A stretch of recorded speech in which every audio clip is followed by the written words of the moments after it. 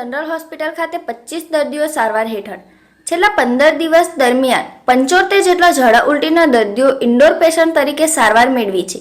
ક્લોરીનવાળું પાણી પીવા અને તાજો ખોરાક ખાવા નગરજનોને અનુરોધ કર્યો. આણંદ શહેર વિસ્તારમાં ગરમીનું પ્રમાણ વધુ હોવાના કારણે અને દૂષિત પાણી પીવાથી છેલ્લા 15 દિવસથી ઝાડા ઉલટીના કેસમાં વધારો જોવા મળ્યો છે.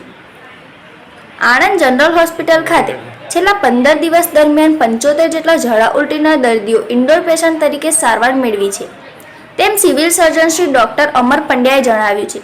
તેમના જણાવ્યા મુજબ હાલ જનરલ હોસ્પિટલ ખાતે 25 જેટલા દર્દીઓ ઇન્ડોર પેશન્ટ તરીકે સારવાર મેળવી રહ્યા છે. જનરલ હોસ્પિટલ ખાતે ઝાડા ઉલટીના દર્દીઓને વિનામૂલ્યે સારવાર આપવામાં આવી રહી છે. આણંદ જનરલ હોસ્પિટલ ખાતે ઇમરજન્સી વોર્ડ તૈયાર કરવામાં આવ્યો છે. આ ઉપરાંત હોસ્પિટલ ખાતે આઉટડોર પેશન્ટ તરીકે પણ ઝાડા ઉલટીના દર્દીઓને સારવાર આપવામાં આવી છે. આણંદ શહેરી વિસ્તારમાં નગરજનોએ હાલ ક્લોરીનવાળું પાણી પીવું જોઈએ અને કોઈપણ વ્યક્તિને ઝાડા ઉલટીની વધુ અસર જણાય તો તાત્કાલિક આણંદ જનરલ હોસ્પિટલ ખાતે સારવાર મેળવવા પણ તેમણે વધુ જણાવ્યું છે. હાલ અત્યારે હોસ્પિટલમાં એવરેજ રોજના 4 થી 5 ઝાડા ઉલટીના કેસ આવી રહ્યા છે.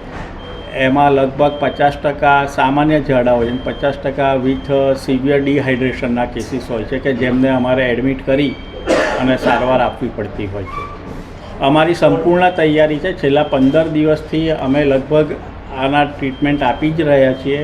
60 જેટલા કેસીસને અમે સારવાર કરીને ઘરે પણ મોકલ્યા છે.